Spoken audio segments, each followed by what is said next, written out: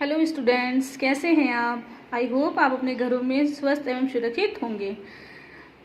देखिए स्टूडेंट्स, आज मैं स्टूडेंट्स की रिक्वेस्ट पे क्लास 10th का फर्स्ट चैप्टर शुरू करने जा रही हूँ, स्वर्णिम भारत का इतिहास, जो प्रारंभिक काल से 1206 ईसा तक कहलाएगा। इसमें हम पढ़ेंगे भारत का इतिहास एवं उनकी संस्कृति के बारे में। जैसा कि आप सभी जानते हैं कि भारत का इतिहास एवं संस्कृति अपने प्रारंभिक काल से ही गौरवशाली रही है। भारत को विश्व में विश्व गुरु की उपाधि से नवाजा गया है तथा उसे सोने की चिड़िया भी कहा गया है, यानी कि हमारा भारत प्राचीन काल से सोने की चिड़िया कहलाता आया है। संपूर्ण विश्व को परिवार के रूप में हम मानते हैं तथा वसुदेव कुटुंबकम का स्लोगन हमारे साथ हमेशा से चलता आया है तथा पूरे विश्व में हम कल्याण व स्वस्थ रहने की कामना करते हैं। जैसे सर्वे भवन्तु सुखिनः, सर्वे भवन्तु निरामय, ये हमारा आदर्श रहा है। उत्खनन और पुरातात्विक अवशेषों के आधार पर भारतीय संस्कृति को विश्वव्यापी स्वरूप भी दिखाई देता है। समुद्र पार के जो भारतीय प्रदेश हैं उनको हम द्वीपांतर के नाम से जानते हैं।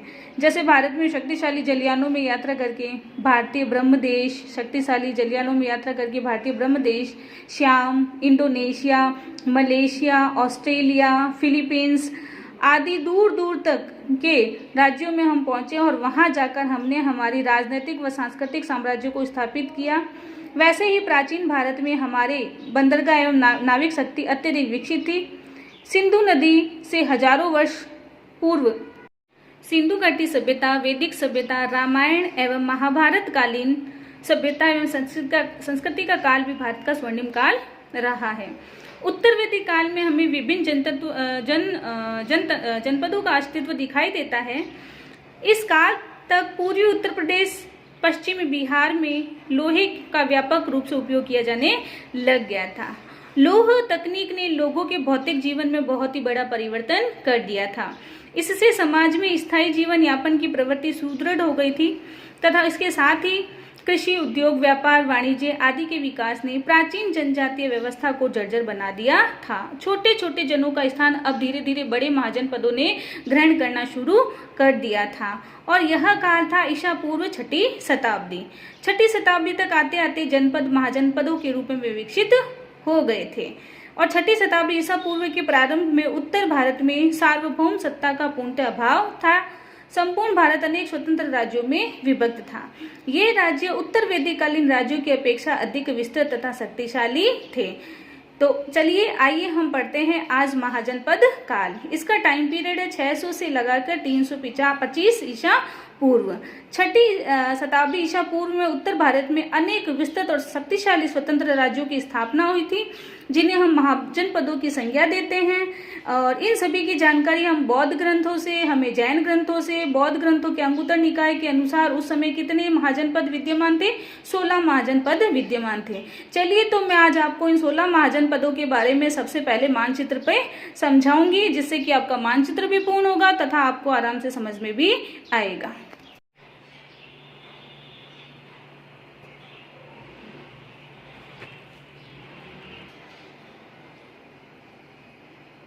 तो चलिए हम शुरू करते हैं आज मानचित्र से समझना।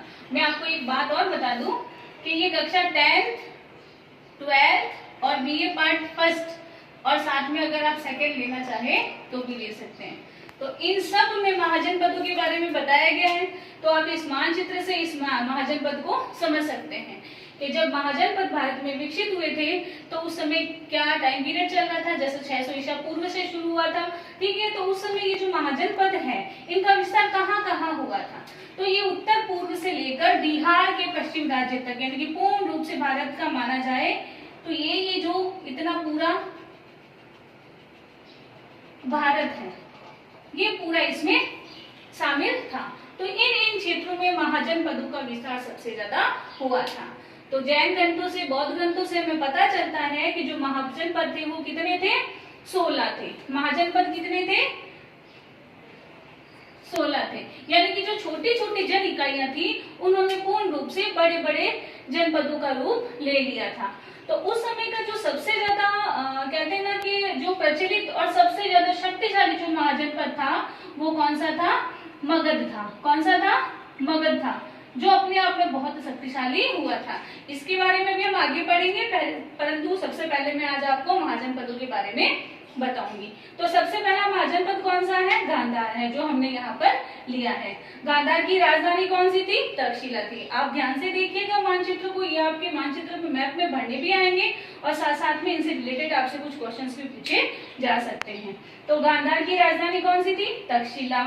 कुरु कहाँ है? ये रहा यहाँ। इसकी राजधानी कौन सी थी? इंद्रप्रस्थ। उस समय दिल्ली के आसपास के क्षेत्र को क्या कहा जाता था? इंद्रप्रस्थ, यानी दिल्ली को इंद्रप्रस्थ ही कहा जाता था। फिर पांचाल है कुरु के जस्ट नीचे, इसकी राजधानी कौन सी थी? अहिछत्रपुर थी। उसके बाद आ जाता है अंग की राजधानी कौन सी थी? चंपा। ये देखिए आपके मगध यानी कि बिहार के आसपास का जो एरियाज है उसमें अंग आता है। उसके बाद है वज्जी, जिसकी राजधानी कौन सी थी? वैशाली और मिथिला। कुछ महाजनपद ऐसे थे जिनकी जो राजधानियां थी वो 2 थी, कहीं कहीं आपको इनके 3 नाम भी मिलेंगे। वज्जी के बाद आ जाता है कौशल की राजधानी कौन सी थी? श्रावस्ती और साकेत थी। उसके बाद आ जाता है कंबोज की राजधानी कौन सी थी? राजपुर और हाटक थी। फिर आ जाता है आपके चेदी की राजधानी कौन सी थी? शक्तिमती। उसके बाद आ जाता है मल की कौन सी थी? कुशीनगर राजधानी थी। फिर आ जाता मगध, जो मैंने आपको कहा सबसे ज्यादा शक्तिशाली था, यानी कि राजगढ़। फिर मत्स्य यानी विराटनगर, जो हमारे कहाँ है? राजस्थान का प्रमुख जनपद कहलाएगा। सूरसेन, इसकी राजधानी कौन सी थी? मथुरा थी। अश्मक, इसकी राजधानी कौन सी थी? पैठन, जिसके 3 नाम है अश्मक के, पैठन, पोतन और पोतिन। फिर है अवंती, कौन सी राजधानी थी? उज्जैनी और महिष्मती। फिर आ जाता है आपकी काशी, जिसकी राजधानी कौन सी थी? वाराणसी। फिर आ जाता है आपके लास्ट में वत्स, जिसकी राजधानी कौन सी थी? कौशाम्बी थी। तो हमने देख लिया उत्तर पूर्व से लगा के बिहार के पश्चिम तक पूर्ण रूप से भारत में जनपदों का विस्तार हो चुका था। और ये जनपद, ये देखिए मैंने आपको भारत यानी कि आजादी से पहले का मैप आप समझ सकते हैं, क्योंकि जब जनपद थे उस समय भारत और पाकिस्तान का विभाजन नहीं हुआ था। तो यानी कि भारत, ये जो पाकिस्तान का एरिया कहलाता है ना इधर, तो ये कंबोज और गांधार पहले उसी समय थे और उसी समय इसकी क्या होती थी? राजधानी। जैसे तक्षशिला को गांधार की राजधानी बताया है ना, तो तक्षशिला उस समय शिक्षा का प्रमुख केंद्र हुआ करता था। और यहाँ पर कहते हैं ना, जो मगध राज्य का जो चंद्रगुप्त मौर्य है, चाणक्य यहाँ का क्या था? आचार्य भी था, और साथ में जो चंद्रगुप्त मौर्य उसने अपनी शिक्षा दीक्षा भी यही ग्रहण की थी। तो हम कह सकते हैं कि तक्षशिला उस समय क्या था? शिक्षा का उच्च केंद्र था। हम देखते हैं राजस्थान में कौन कौन सी प्रमुख जनपद थी, इनकी शुरुआत कहाँ से हुई, कहाँ से ये जनपद के जो वीर योद्धा थे वो आए, फिर उन्होंने राजस्थान में जनपदों का सूत्रपात किया। तो राजस्थान के प्रमुख जनपद, अब जैसा कि हम जानते हैं कि वैदिक सभ्यता के विकास क्रम में जनपदों का उदय जो है वो हमें देखने को मिलता है। यूनानी आक्रमण के कारण पंजाब की मालव, शिवी, अर्जुनायन आदि जातियां जो अपने साहस और शौर्य के लिए सबसे ज्यादा प्रसिद्ध थी, वो कहाँ आकर निवास करने लग गई? राजस्थान में। वो राजस्थान में आए और यही स्थायी रूप से निवास करने लग गए थे। राजस्थान के पूर्वी भागों में जनपदों का सूत्रपात हुआ, जो इस प्रकार था। राजस्थान में जो प्रमुख जनपद थे वो कितने थे? तो राजस्थान में जो प्रमुख जनपद थे वो 4 थे। कौन कौन से थे? जांगल, मत्स्य, सूरसेन और सिवनी। तो सबसे पहले हम पढ़ेंगे जांगल के बारे में। मैं आपको बता दूं, जांगल बीकानेर का ही प्राचीन नाम है। पहले बीकानेर को भी जांगल प्रदेश के नाम से जाना जाता था और यहाँ के जो शासक थे उनको जांगलझार या जांगल बादशाह के नाम से भी जाना जाता था। तो जांगल प्रदेश यानी वर्तमान में बीकानेर, जोधपुर, यानी कि वर्तमान में जो बीकानेर जिला है और जो जोधपुर जिला है, महाभारत काल में जांगल प्रदेश कहलाता था। यानी कि बीकानेर और जोधपुर दोनों मिलकर महाभारत काल में क्या कहलाते थे? जांगल प्रदेश कहलाते थे। इसका नाम कुरु जांगला और माद्रे जांगला भी मिलता है। यानी आपसे पूछा जा सकता है 1 लाइनर क्वेश्चन में कि जो जांगल प्रदेश था उसके और कौन कौन से 2 नाम है। अगर आपसे एक पूछा जाए तो 1 नंबर का क्वेश्चन बनेगा, और अगर आपसे इसके 2 नाम पूछे जाए तो आपके 2 नंबर का क्वेश्चन बनेगा। यानी कि एक तो क्या नाम था उसका? कुरु जांगला, और दूसरा कौन सा था? माद्रे जांगल, इसका नाम भी मिलता है। इस जनपद की जो राजधानी थी वो कौन सी थी? अहिछत्रपुर थी। यहाँ पे भी आपका एक क्वेश्चन बनता है। अहिछत्रपुर थी उसको वर्तमान में हम किस नाम से जानते हैं? नागौर के नाम से भी जानते हैं। यानी कि पुराना जो अहिछत्रपुर है आज वर्तमान में वो क्या कहलाता है? नागौर कहलाता है। बीकानेर के राजा इसी जांगल प्रदेश देश के स्वामी होने के कारण स्वयं को यानी खुद को क्या कहते थे? जांगलधर बादशाह कहते थे। यानी कि जांगल प्रदेश के शासक जांगलधर बादशाह। बीकानेर के राज्य चिन्ह में भी जय जांगलधर बादशाह लिखा हुआ मत्स्य जनपद के बारे में। पहले आपने पढ़ा था जांगल जनपद, अब हम पढ़ते हैं मत्स्य जनपद। अब मत्स्य जनपद को वर्तमान में क्या कहते हैं? जयपुर कहते हैं। जयपुर के आसपास का जितना भी क्षेत्र है, साथ साथ में अलवर और भरतपुर का कुछ क्षेत्र भी इसमें शामिल हो जाता है, तो उसको हम मत्स्य जनपद के नाम से जानते थे। वर्तमान जयपुर के आसपास का क्षेत्रफल मत्स्य जनपद के नाम से जाना जाता था। इसका विस्तार चंबल के पास की पहाड़ियों से लेकर सरस्वती नदी के जांगल क्षेत्र तक था। इसकी राजधानी कौन सी थी? विराटनगर थी। और आधुनिक भरतपुर अलवर के कुछ क्षेत्र भी इसके अंतर्गत आते हैं। जो इसकी राजधानी विराटनगर थी उसको वर्तमान में हम बैराट के नाम से जानते हैं। मौर्य शासक जो बिंदुसार था उसके समय ही हमें इसकी जानकारी पूर्ण रूप से प्राप्त हो पाती है। मत्स्य जनपद की जानकारी मौर्य शासक बिंदुसार के आने से पहले हमें कुछ भी जानकारी प्राप्त नहीं होती है। महाभारत में कहा गया है कि सहाज नाम का एक जो राजा था वो मत्स्य और चेती इन दोनों महाजनपदों पर राज्य करता था। और साथ साथ में पहले तो जो ये मत्स्य था वो चेती के अधीन था और उसके बाद में इसको मगध साम्राज्य में मिला लिया गया था। अब हम पढ़ेंगे तीसरा सूरसेन के बारे में। यानी कि सूरसेन कहाँ आता है? वर्तमान में ब्रज क्षेत्र में यह महाजनपद स्थित है। इसकी राजधानी मथुरा थी।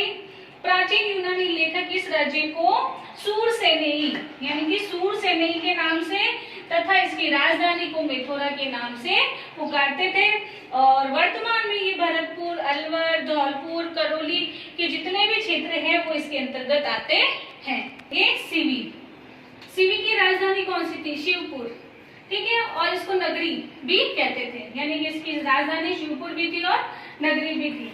बाद में इसे प्रागवत के नाम से भी जाने लग गया।